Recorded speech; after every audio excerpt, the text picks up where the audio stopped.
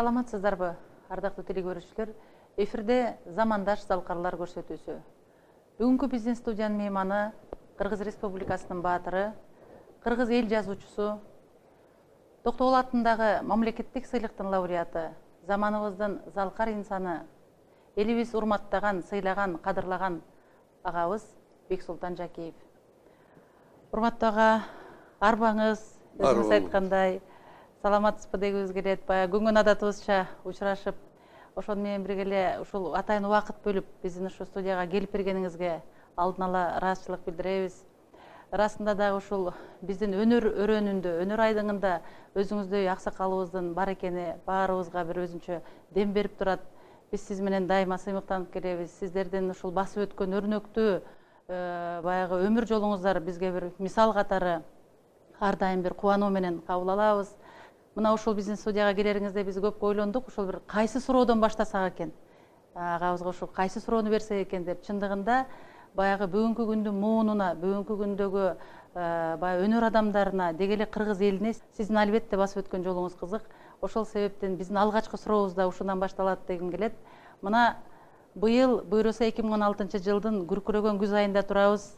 Баягы тирүүчүлүктүн дагы бир күзүн тосуп отурабыз, Бексултан ага. Ошону менен бирге эле өнөр адамдары үчүн быйыл тарых жана маданият жылы болуп отурат. Мына бүгүн болсо ушул экинчи дүйнөлүк көчмөндөр оюну ошого дал келип отурат. Бул дагы кош кубаныч. Ошол бир жакшылыктар менен өзүңүздү дагы куттуктагыбыз келет. Сиздин дагы ошол чоң салымыңыз бар экенин биз жакшы билебиз. Ошол алгачкы сурообуз ушул өнөр дүйнөсүнө кандай келдиңиз эле?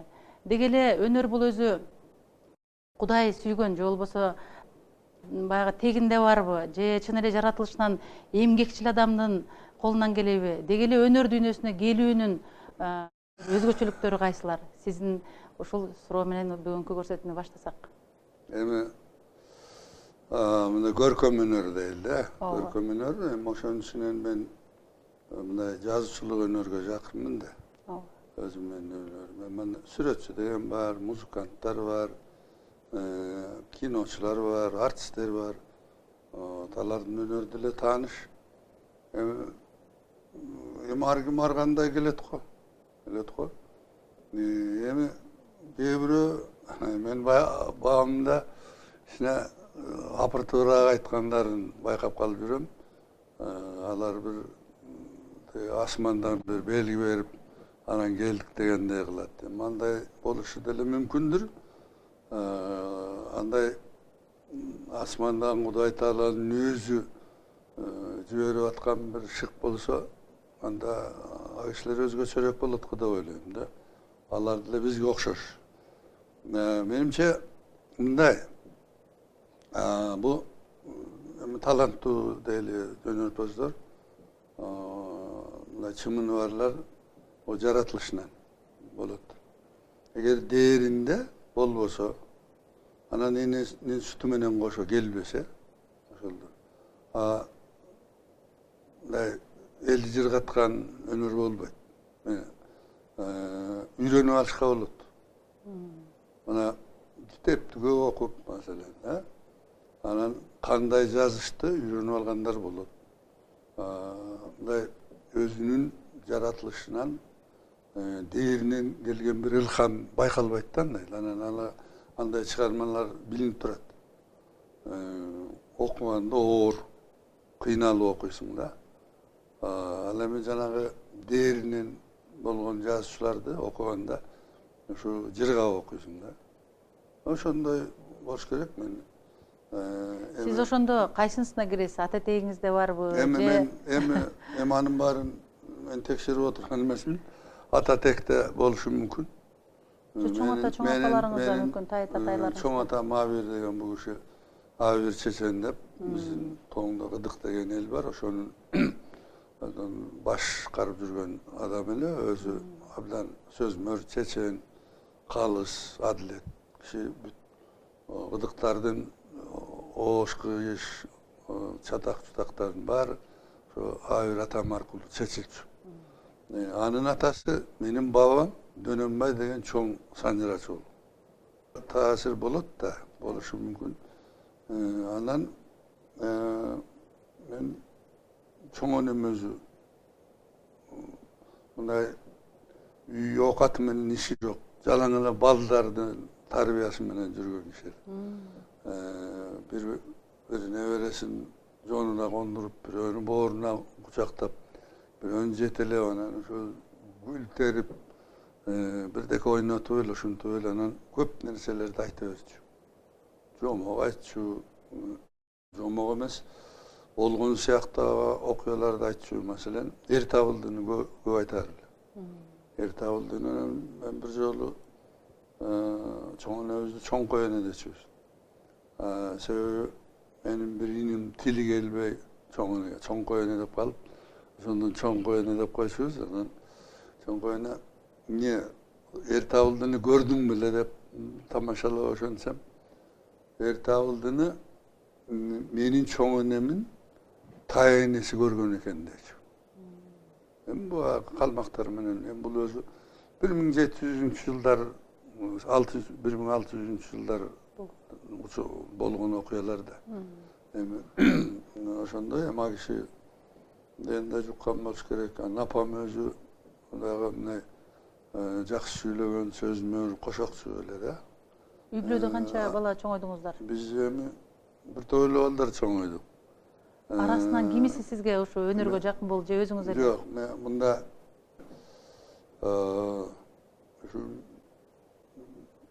men ele жазчылыкка кеттим го. Мен деле сүрдөчүмүн. Аябай bu eldim bari жазчы боло бербейт, өнөрпөз бере болбойт. Анан буга мындай өзүнөн өзү келип калды да. 3-nji kursta okup жүргөнүбүздө bizdi 3-nji kursta okup бүткөнүбүздө. Sentябрда okup келдик. Түштүк, азыркы Нокен районунан Илелин району. Şu yerge paxtaga kalıp bardı. Ana menin oyumda daima bir nerse jürçü ele. Bu biz soğuş balları olduk. Cesir gelinlerdi abdan köp gördük. Anan bayağı güyoga teyalbay alan kızlar gördük degende.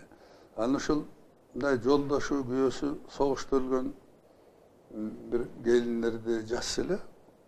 Bizim Kırgız'ın жазчылары ошол buzulup ketken gelin bolup kalat da. Erki yok, жүрüm turmu boş. Şunday anan men taң kaldım. Men özümün jengem ejedeyim. Jana atanın taqdyrynda Zuhra'da. A kişi hazır var 96-97'de. Muallim bolup жүрgön. Pensiyada akıl etse şunday tunup, söylese ünü da tunup. Böyle bu tuğalı içine Amerika baskan. Yani o kişi Baykem'de uğuzgandan keyin İlelin Irak'ın aldığında 43. yılı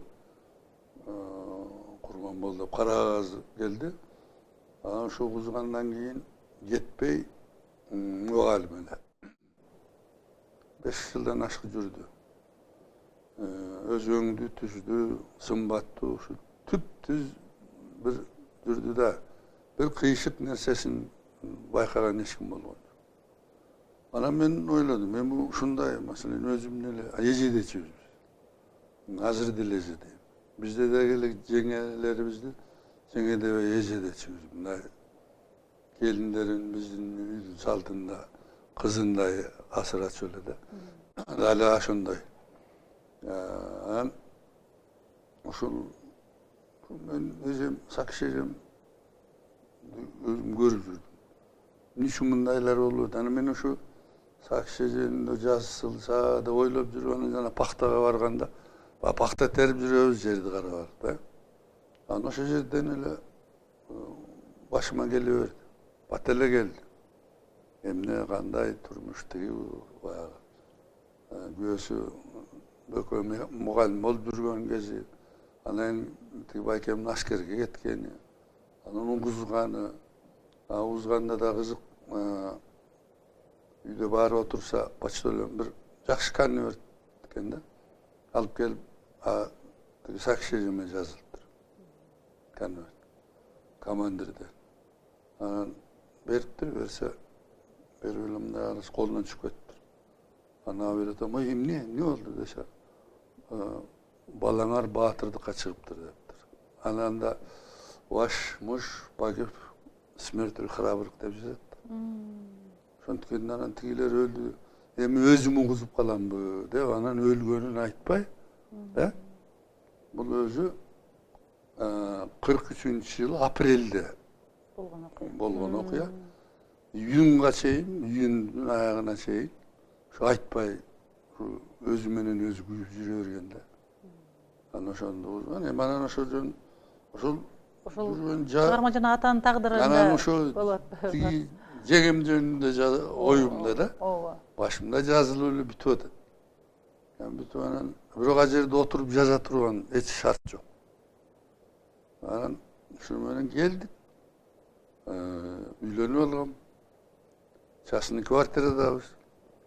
Анан баягы жаза баштадым башынан. Баягы. Жазып отуруп эле анан 4-нчү курсмун. Анан бир күнү мындай эмне жазылышы керек билем, бирок сүйлөм окшошпойт да. Тигинде сүйлөм деле окшобойт, бу деле окшобойт. Сүйлөм тартылбайт. Анан ошентип турсам бир убакта эле пьеса болуп кетти. Мындай көз ачып жумганча пьеса болду. 4 көшөгө эмнеден башталат, ким эмне деп сүйлөйт, кантип бүтөт, бүтөлү. Анан тиги келин жөнүндө эмес, анын кайнатасы жөнүндө болду. Кайнатасы, анан небереси, анан баягы экинчи планда келин. Анан пьеса кыра көрбөй чүңкөнүп жатып алдым. Чүңкөнүп жатып алса муктайлуу койдум да. Биз мектепте окуп жүргөндө бир мугалимибиз айтты эле, Ленин аябай иштеп чарчаганда 100ге чейин санасы муктап калат экен. Мен 100ге чейин мындай санадым, артынан санадым, дагы муктайлуу койдум. Анан турдум дагы жазып, анан пьеса болуп калды. Бирок сиз эми ошо биринчи анда таанылганда эле драматург катары таанылдыңыз да ошо. Ошо биринчи эле чыгармам ошо атанын тагдыры болду. Ага чейин биринчи курстан ыр жазып, кесиптер кырлар чыгып жүргөн курсташтарым бар болчу. Кээ бирөө биз мектепте окуп жүргөндө ырларын окуп калчубуз.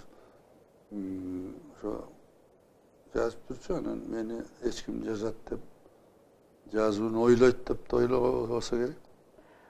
Ошол атанын тагдырында өзүңүз жана башыңыздан өткөн айтып атпайсызбы, ошо баягы оор күндөрдө реалдуу турмушту жазгандыгыңыз үчүн ар бир кыргызга жеткен да, ошол чын элечи ар бир кыргыз өзүнүн кайгысын, өзүнүн ошол чөлкөмүндөгү өзү көргөн нерсени ошол драмадан көрөт эмеспи? Эми мындай мен көп эле Кыргызстан боюнча да көп эле жерде болдум. Айлапа, тоодо, ойдо эс алып жүргөн, кээде жол жүрүп баратканда сурая беришет. Азыр деле айрыкча мындай улгайыбыраак калганда жаштар көп беле бербейт го. Мурда жаштар деле сурачу. Бул өзүңүздүн башыңдан өткөн турмуш дейт, ошо чынбы? Кээ бирөө айтчу, бул биздин турмуш эле, каяктан билип алдың? Эми экөө тең эле туура. Себеби мындай турмуш ар бир үй бүлөдө болду. Жана согуштун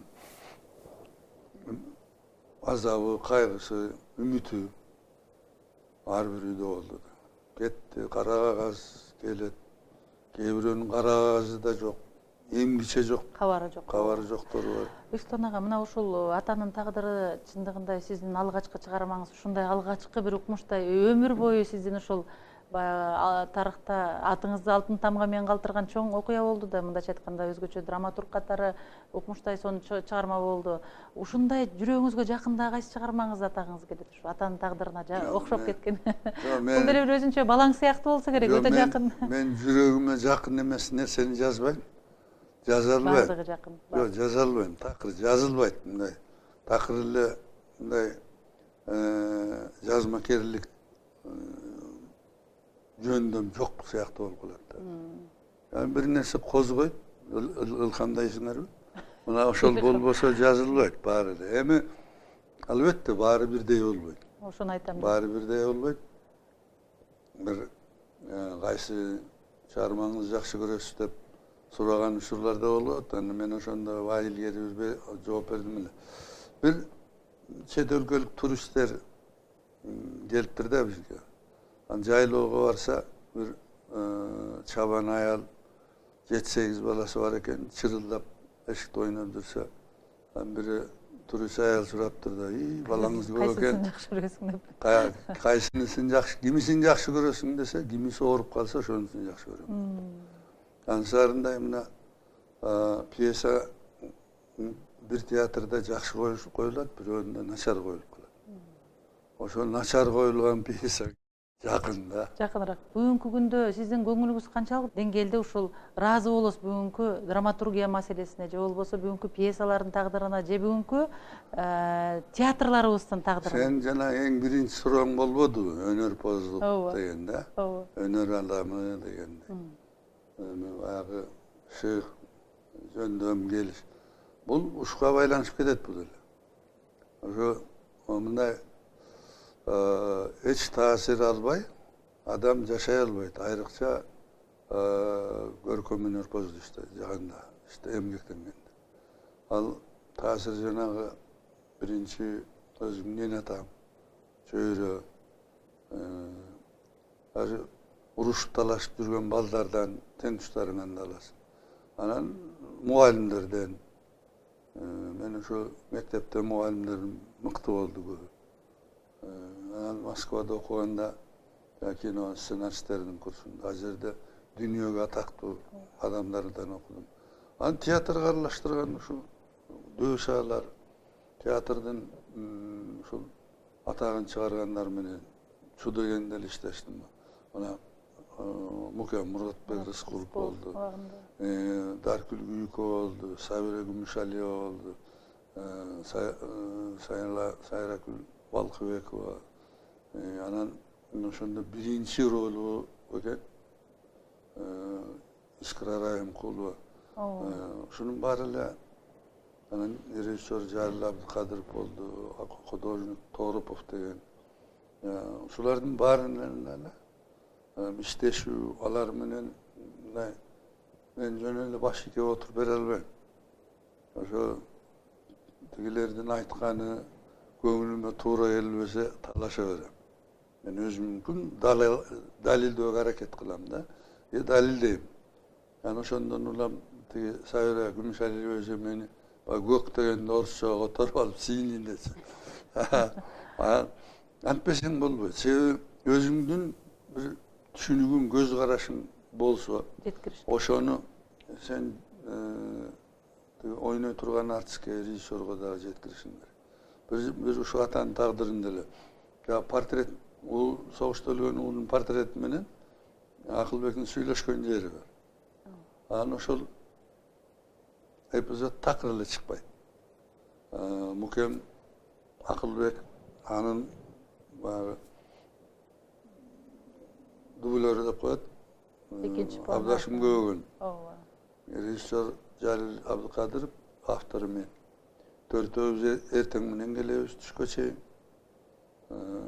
Жок, репетиционда отурабыз. Кечинде келебиз, калган артисттер дагы келет, жүрөт. Бош, сандалып жүргөн алар нааразы. Ушундай болуп жүрөт.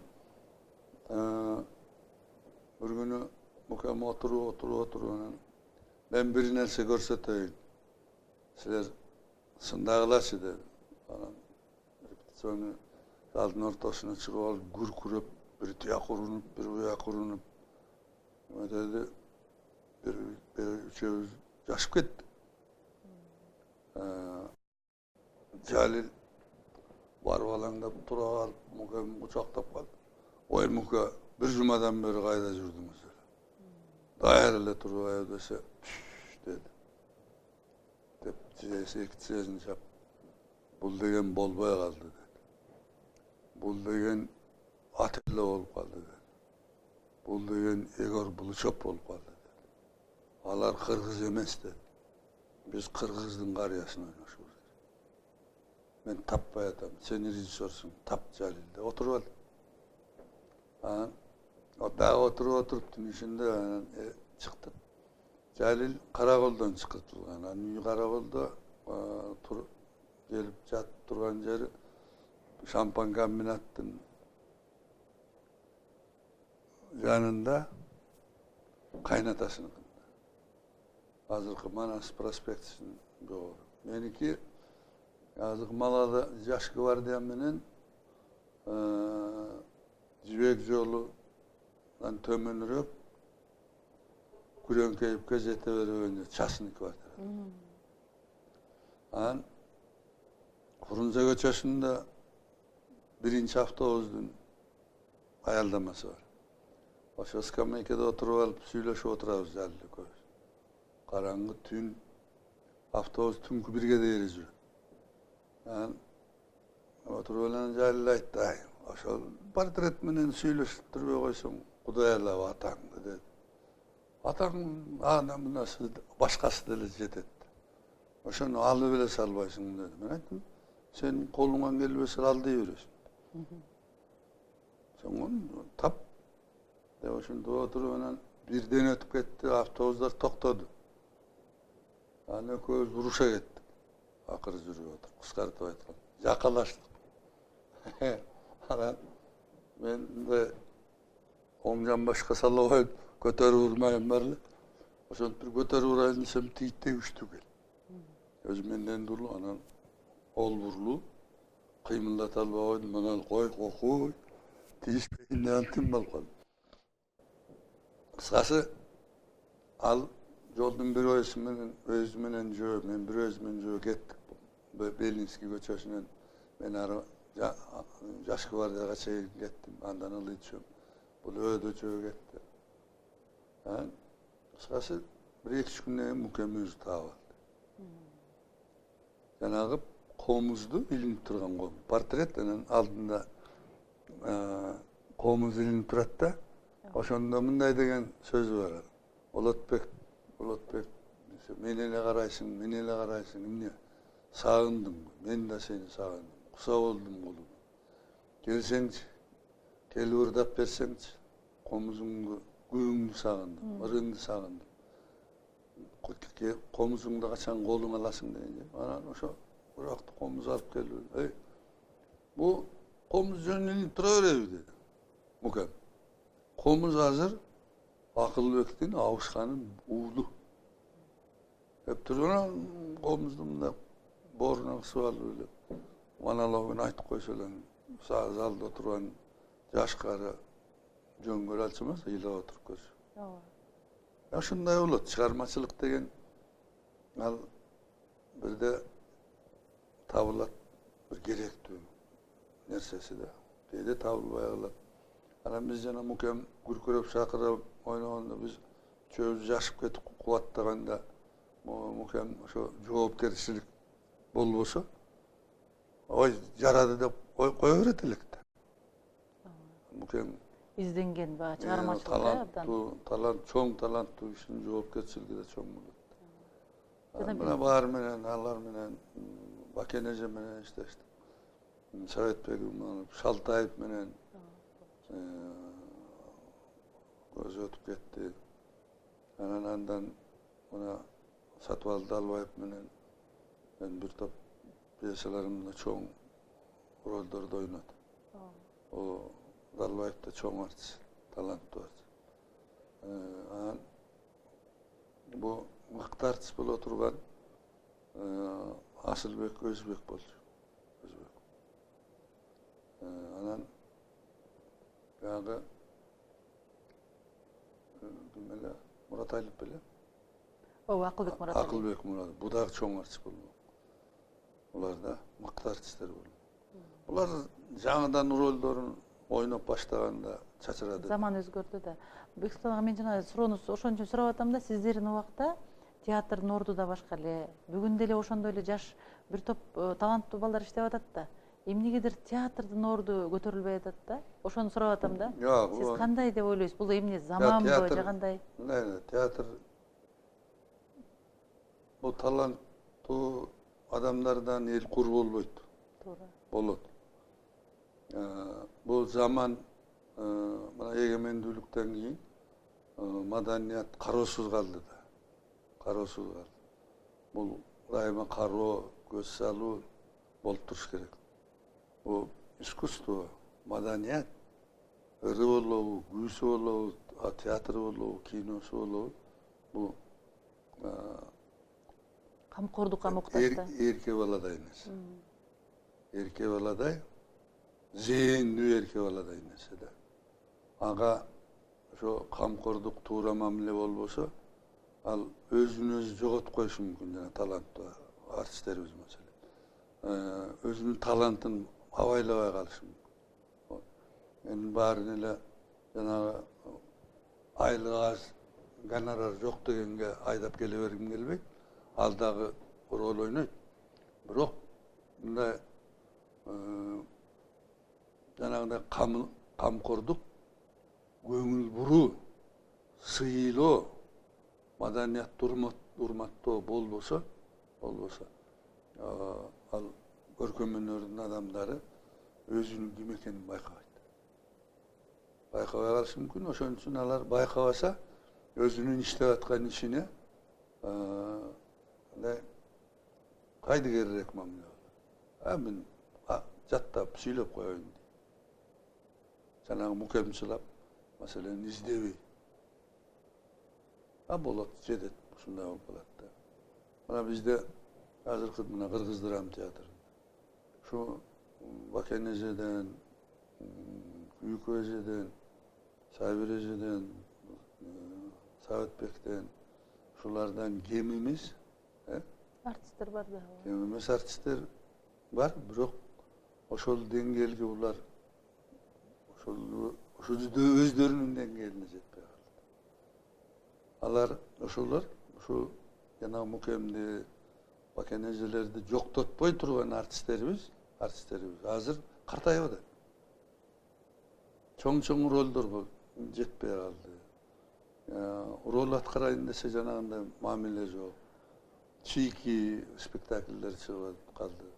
Бир-эки жолу ойноп, бир ойноп, эки ойноп, анан басып кетсе, көңүл да келбейт.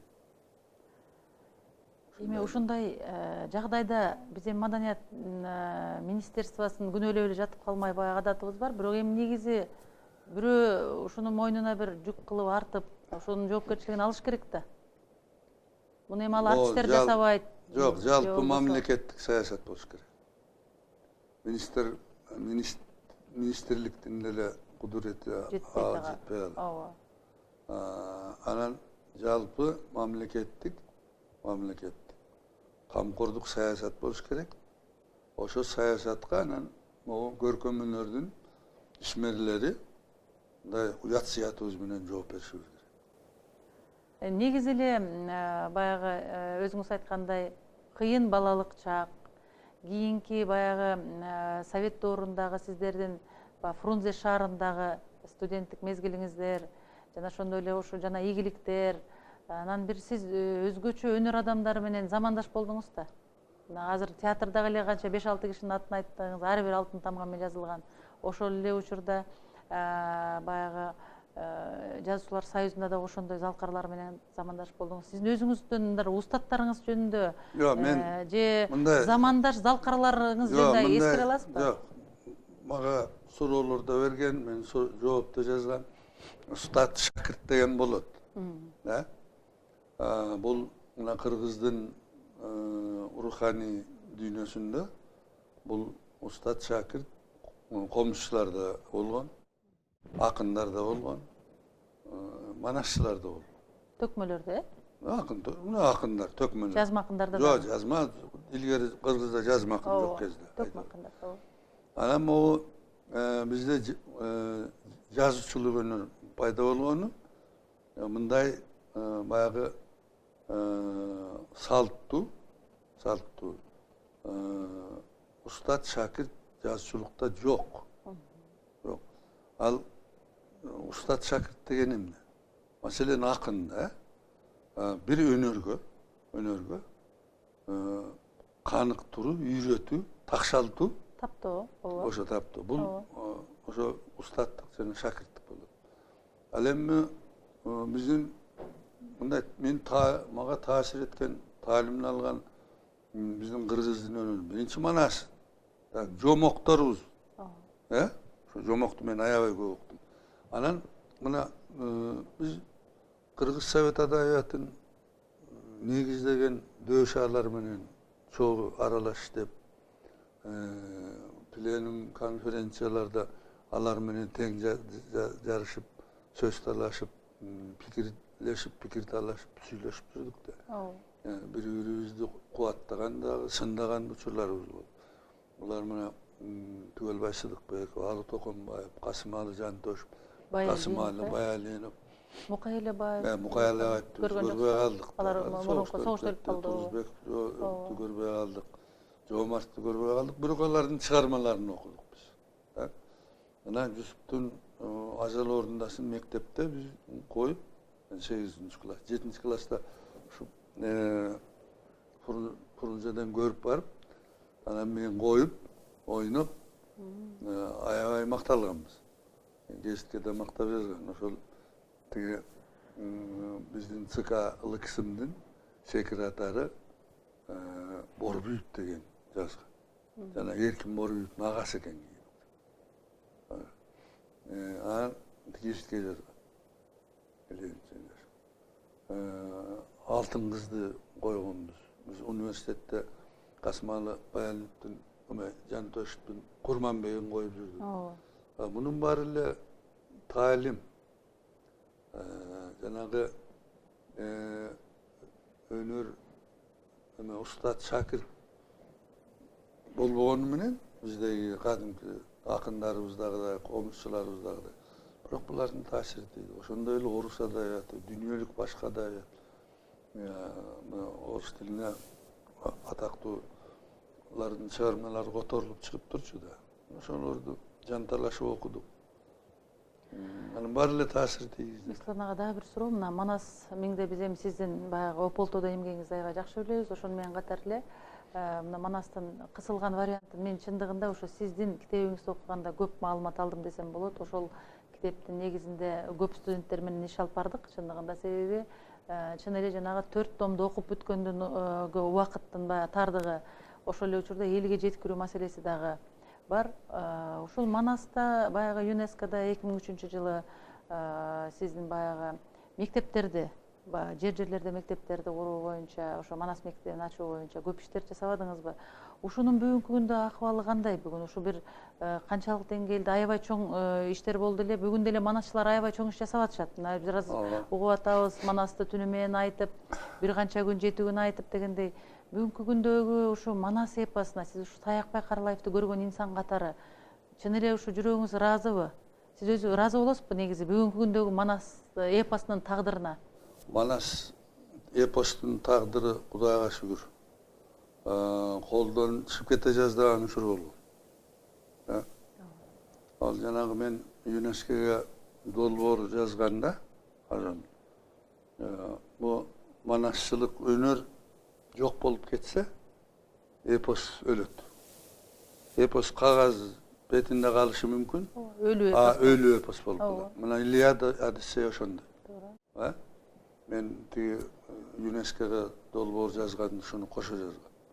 Ал кезде ЮНЕСКОнун генеральный директору Япон. Коичиро Мацуро деген. Япон калкы байыркы маданият менен бүгүнкү цивилизованный маданиятты эриш алка калып, экөөнү тең алып жүргөн эле. Ошон үчүн жанагы шедевр дегенди. Адамзаттын озаки шедеврин ошол киши абдан колдоп, бул мындай дүнүйө адамзаттын озаки мурасынын шедеври деген нерсени да. Ушунда ушул кишинин учурунда ошо дүнүйө жүзү боюнча 90 долбоор шедевр деп таанылыптыр. 90 көп өлкөдөн. Кээ бир өлкөдөн 2ден 3төн кирип кеткени бар экен долбоор. Өтпөй калгандары толтура алып. Маселен, жанагы мен түзгөн долбоордон $49 dolborдун içinden 5 ötkün. Oşon biri. Emi janağı $90 7'ünü UNESCO hazırda hadisleri anan göz karandısız el aralık jüri iştep. Oşonun 7'ünü 97. Şedevrlerden şedevri dep jaralagan. Dilteyen kitap bolup çıktı. Oşonun şedevrlerin şedevrilerin 7'ünün biri bizdiki. Fransız tilinde oşu kitap uyda turat. Fransız tilini жақсы bilgen biri olsa oturtup çıkarsak Кыргызча bolat ele. которуп койсо абдан жакшы болмок. Анан şu жақсы koturmuşu oluma tiyip edet de. Oşonda. Yani bunun özü çoğun bizden Kırgız madaniyatı, manasımızda damaz oldu bu eldin işi de. Men manasçılarız. Ösü adat Kudayga şükür. Biroq men şu manasçılarga daim aytım. Sizler jana dolbor boyunca önör kanalar işlegen 5 yıldan aşık. Oşonda Sakem'in Sayakbay Karalık'tan aytkan manasların videosunu da jazdırıp, audiosunu da jazdırıp bergen. Alar jana jetekçileri, nasatçıları oşolar uğuzuş gerek. O Sayakbay Karalayıp da aytıp kettigen emes. Örnekte bu, örnek. Biroq anın aytu madaniyatı, maneraсын, aytu madaniyatını talimat gerekti. Ооба. Bana bizden yaş ballarımız, yaşımız ama ben daim aytım. Bunlar gömökö, tamaka güç keltirekti. Tamağınlar ayrılat, güç kelir. Sizler bana Sakem'den ülge algılaç. Şundayla. Sizler bana sayıttırıp özüңөр dukkula deyim de. Bana şunday bir hareket bolgoyroq jüret da. Bir kalıpta gete monotonluy dep koyat emes mi? Bir kalıpta bir bul eldi taşatı. Sakem Kırgız emes, Kırgız tilin bilbegenlerdi taşatçımız. Ага дагы бир суроода мисалы мына чындыгында ошол 2003-жылы Манас эпосын айтуучулар менен катар сиз жалпы айтуучуларды шедеврдин тизмесине киргизсиңиз да, анын ичинде Төкмак Акындар дагы, ошол эле учурда дастан айтуучулардын баары ошол айтуучулук өнөрү кирди да, мындайча айтканда Оозбек салттагы хадистик музыканын айтуучулук өнөрү кирди да. Анан кийин айтыш өнөрү дагы албетте абдан жүрөгүбүздү кубантат. Сиз ар дайым ошол айтыш өнөрүн колдоп, коргоп, даңктап, мактап жүргөн инсандын бирисиз. Мисалы, канчалык деңгээлде ошол сиз мурунку залкарларды көрө аласыз? Ошол Исмайыл Осмонкул кечеүнкү эле биздин ардактуу эстебес аталарыбызга окшогон көрөсүзбү ушу азыркы балдардан? Дегене айтыштын, эми мына Манас өнөр жөнүндө айттык, айтыштын бүгүнкү акыбалы жөнүндө да бир кеп козгоп берсеңиз. Айтыш деле мындай айтышка кызыккандар деле көбөйөт. Biroq bularga men daim aytam, ayırıkçı jetekçilerine, bu жалгыз эле айтыш менен өспөйт. Bu dastan degen болот. Sanat degen болот, terme degen болот, Seketbay degen болот, Koşok degen болот, Maktoo degen болот, Mazaktoo degen болот. Жанрлар толтура да. Mana ошонун бардыгын улар өздөштүрүш керек. Mana ошондо жанагы өзүң айткан Osmonkul, Estebes, Kalık, Alımkul, İbray, bana şunday olup da. Bana bunda çalanıla aytış, benimle ora olurdu. Alan karasan gebiri, bundan 5-6 ay murdağı dengelinde jürüyor. O şöyle sözleri menen, hiç kimde kuvantalbay. Özleri dile жүдөгөн сөйт да. Антпеш керек. Бул изденүү деген болуш керек. Бул чыгармачылык мындай изденүү токтосо болбой калат. Толго токтоп калгандай болот. Мындай угуп жүрөбүз го, мен толгот көрө элмесмин. Бирок токтоп калса жаман болот, кыйналат дейт. Бул ошол изденип көркөм чыгармачылыктын бир рахаты. Чыгармачылык бул рахат. Жанагы азап тозок деп бирөөлөр айтат. Жок. Кыйналып, изденип таба албай туруунан таап алсаң, мындан өткөн рахат болбойт. Жыргайсың да. Ушундай нерсе. Мына тиги жанагы акындардан ушундай ким Алыда бар ушул касиет, сапа. Анан мындай дагы бир жери ушу аалы менен тең тайлаша турган ошо деңгээлдеги акындар чыкса деп тилейм да. Анан ошондо тиги да камчыланат да. Тиги да тыбырайт эле да. Анан жалгыз жүрө берсе көп да кетчү. Мен антпайт го акыл эстүү деп ойлойм. Ушундай. Дагы бир суроо, ага, буну бербесем да болбойт бул суроону. Себебинде мына Токтогул атында сыйлыктын тегерегинде көп уудуу сөз бар, бирок көп жыл жетектедиңиз. Негизи ушул Токтогул атанын атын алып жүргөн сыйлык өзгөчө сыймыктуу сыйлык, өнөр адамдары үчүн өзгөчө бир баа жеткис сыйлык. Негизи эле сыйлык боюнча сиздин оюңуз кандай? Сыйлык калтыруу керекпи же сыйлыктын кереги жок дегендер да бар. Сыйлыкка татыктуу чыгарма жарата албагандар айтат. Бу көркөм чыгарма, анын көркөм чыгарма жараткандар баарын бир калыпта, бир деңгээлде баалап койсо, ал болбой калат. Алар жана койго окшош болуп калат. Өйдө төмөнү бар, мыктысы бар, ортосу бар, начары да толтура, калтырышкери да бар. Ошолордун баарын бирдей кылбаш керек. Эми бизде мындай да Токтогул сыйлыгы бул мамлекеттик, көзгө басар, мындай өтө урматтуу сыйлык. Мындай сыйлык болуш керек. Муну жоболору, жобосунда ошонун баары жазылган, кандай чыгармага берилиш керек. Мөөнөтү боюнча, анан баалуулугу, баркы боюнча ушундай баары ачык жазылган.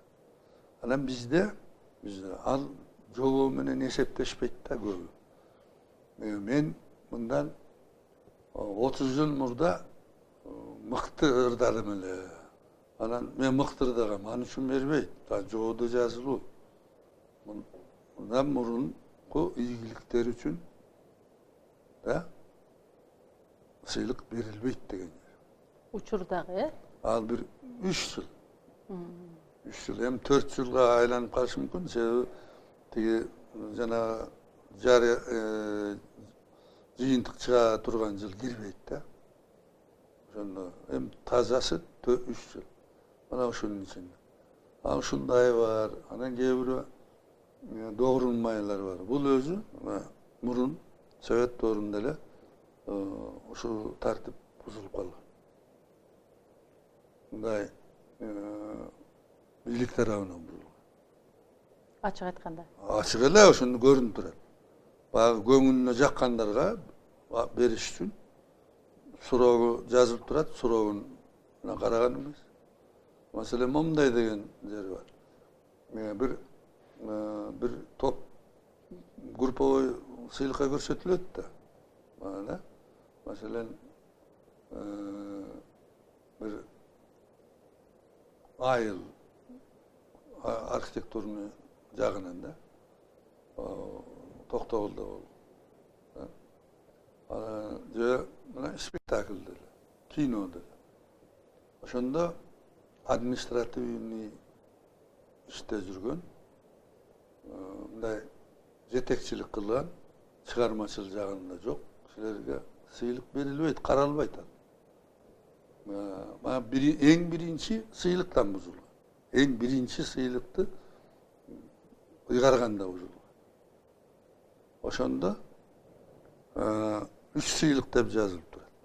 3 сыйлык. 5ти беришкен. Биринчи берилгенде. Биринчи берилген. Бузган. Баягы сакалдуулугун, устукан бергенде кылган да. Биринчи баягы жашыруун добуш бюллетенди ачканда жалгыз Ырыскулов өткөн. Ырыскулов Акылбек менен атандагы королдөрдү аткарган үчүн көрсөтүп, ошол өткөн. Калгандары өтпөй. 3 жолу добуш берүүнү 3 жолу кайталап атып аны 5 өткөрүшкөндө. Анан ошондон баштап эле анан бузула берген. Кийин анан оңолду анан. Анан мен келгени Сиз чын келгени- оңодум. Мен оңодум. Эме сыйлыктын баркын көтөр. Сыйлыктын баасы жогору. Баягы мурунку 7 жыл эме Совет кулагандан кийин 7 жылдан ашып албай калды. Ооба. Анан кайра түзүштү. Баягы мурунку сыйлык жаңы биздин сомго айлантырса 3 эле миң болуп калат. Анан мен өкмөткө жаздым, жогорку кеңешке жаздым. Бул аз көбөйтүп бергиле. Жогорку кеңештин жана комитети колдоду, өкмөт ооз-2 колдойт, жок. Анан бир жолу айтты, эме сиз сыйлык ыйгарыңыз. Жана 3 миң мененби? Сен ыйгара бериңиз, ыйгарбайм деп. Андан көрө таптакыр алып салгыла деди. Же болбосо көбөйткүлө. Эме илим техника деле ыйгарды дейт, алардыкы да 3 миң. Болгондо да 10 киши. Эми алардын өзүнүн жумушу. Илим техника дагы бир жолу 3 миң берди. Мен берген жокмун, болгон жок. Ошентип отуруп анан мен сураган сумма болгон жок, 10 миңге көтөрүштү. 10 миңден анан эптеп отуруп 50 миңге көтөрттүрдүм. Айтмайм, мага кереги жок. Мен сыйлыкты амурда эле алгам. Бирок сыйлыктын баркы болуш керек. Мына гезиттин редакциялары азыр мындан көп берип атат. Мен отуруп анан кийин 100 миңге чыгат. Азыр эми 100 миң. Бул деле эми баягы 3 миңден канча дурус болбосо. Ооба. Ага дагы бир суроо, ошо негизи эми баягы өмүр өтүп атат, баягы жашоодо эми ар кандай жакшы жаман нерсе бирге жүрөт дегендей. Негизи эле ушул кыйын өнөр дүйнөсү өтө кыйын, өзүңүз айткандай, жоопкерчиликтүү дагы, ошол эле учурда абдан маанилүү дагы. Бир бармагыңызды тиштеп кейиген убактар болдубу? Негизи эле же баягы эми сиздин баягы кандай айтсам, характериңиз десем да болот, абдан ачык айтасыз. Кээде катуу күйгүзүп да айткан учурлар болот, көп учурда макул болбогон учурлар болот. Ошону кээде ойлойсузбу дейм да эми өмүр дегенде бул да бир өрнөк да. Өнөр адам кандай болуш керек? Же биз деле кээде катуураак айтып коюп, өкүнүп калган учурларда ойлоп каласың да, анан унчукпай эле койбой депчи. Жок, мен туура айтсам өкүнбөйм. Анан мындай Кудай жалгап көпчүлүк учурда туура болуп калат. Жок, кээде туура айтсаң деле элге жакпайсың да. Эми жакпашын билип эле турам, бирок жакпайт эле деп анан жакпайт эле деп унчукуп калсаң өзүңдүн ыйманыңды жейсиң да. Мына кыргызда айтылат. Учуру келгенде айтпасаң сөзүн атасы өлөт. Бул эми укмуш эле сөз. Бул биздин ата бабалар ушунчалык акылдуу, анан эмне үчүн биз акылсыз болуп калганыбызды мен эмгиче түшүнбөйм. Дайыма мен өзүмө суроо берчү болдум. Мен киммин? Мына ата бабадан эмне жукту мага? Эмне үчүн аз жугуп атат? Эмне үчүн мына макал лакаптарды алып көрсү. Ар бири бир чоң роман, Ар бири мааниси кандай? Мааниси жагына. Мааниси жагына. Анан эми ошончонун баарын бир киши отуруп алып чыгарган жок. Элдин акылмандуулугу, элдин кыраакылыгы, кемеңгерлиги. 50 жылда эл жаңы дегендей, мүмкүн сиз айткандай ошол таза муун келаткандыр. Кудай буюрса биз ошого тилек кылалы. Биздин да ошо эфирибиз соңуна чыгып баратат. Ага, сиздин ар бир айткан сөзүңүз сиз менен аңгемелешүү албетте абдан кызык, абдан керектүү, абдан маанилүү. Ушу элиңизге айта турган бир омоктуу ойлоруңуз болсо, кеңешиңиз болсо, каалоо тилегиңиз болсо, кайрылсаңыз болот. Мен дайыма эле айткым келет да. Бул кыргыз дээринде мыкты эл, мындай арнамыздуу, кенен, сараңдыгы жок, Айкөл. кайрымдуу, мындай ачык. Мына ушуну көчмөндөр көрдүңөрбү? Көчмөндөр оюнду. Мына бүт кыргыздын баары бир кыргызда, бар аялы дагы, эркеги, баласы, кызы, келини, уулу. Мына бул кыргыздын дээриндеги мыкты сапатын мына көчмөндөр оюну көрсөттү. Илгери Манастын 1000 жылдыгында да ушундай болду. Көчмөндөрдүн биринчи оюнунда да ушундай болду. Бирок тарагандан кийин эле унутуп коебуз мыкты сапатыбызды. Үйгө барып, баягы үйдөгү кесмебизден бир толтура кесени ичкенде эле баягы оюндун учурундагы ачылган көзүбүз кайра жумулуп калат. Бул эмнеси? Ошону жанагындай сонун нерсени эстей жүрүш керек да. Ушуну унутпасак, о жакшы сапатты унутпасак. Мына биз бала кезде жана чоң энем мындай жомокту, анан эрте абылдарды көп айтчу. Ушу өткөн мыктылардын мыкты сапатын көп айтчу. Ошо мыктылыгынан кылымдар бою аман эсен келатканбыз. Барктаган нерсени барктаганбыз, баалаган нерсени баалаган эл. Ошон үчүн ошо мыкты эл экенибизди унутпасак, ошо жана ар бирибиз Кыргызстандын жыргалы менин жыргалым, Кыргызстандын кууралы менин кууралым. Кыргызстандын жыргалы үчүн жана аябай эмгектенели деген тилек менен жашасак, аракет менен жашасак, сөз жүзүндө эмес, иш жүзүндө, анда баары жакшы болот. Бизден мыкты эл болбойт. Чоң рахмат, Бексултан ага. Өзүңүз айткандай, ушундай жанагы жогоруда белгилегендей кылымдардан бери ушул жан дүйнөбүзгө ушунчалык руху да бийик, туусу да бийик болгон ушу Манас эпосундай өнөрдү сактап келген улуу эл катары ошол улуулугубузду дагы мындан ары да сактап, ааламдын жазуучусу Айтматов айткандай күндөн баягы ар күн адам болуу керек экендигин эске алуу менен иш алып барсак баары жакшы болот деп ойлойм. Сизге абдан чоң рахмат. Ушунчалык бүгүн убактыңызды бөлүп дагы бир жолу келип, ошо сонун ойлоруңузду бөлүшүп, бүгүнкү күндөгү көйгөйлүү маселелерди айтканыңыз үчүн чоң рахмат. Ден соолукта болуңуз, бар болуңуз. Айтканың келсин. Ишиңизге Баарыбыз эсен соо болот. Чоң ийгиликтер болсун.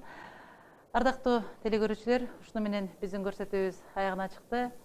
Бүгүнкү биздин көрсөтүүнүн мейманы Кыргыз Республикасынын баатыры, Кыргыз Республикасынын эл жазуучусу, Токтогул атындагы мамлекеттик сыйлыктын лауреаты, ардактуу агабыз, заманыбыздын залкар инсаны Бексултан Жакиев агабыз болду. Саламатта калыңыздар.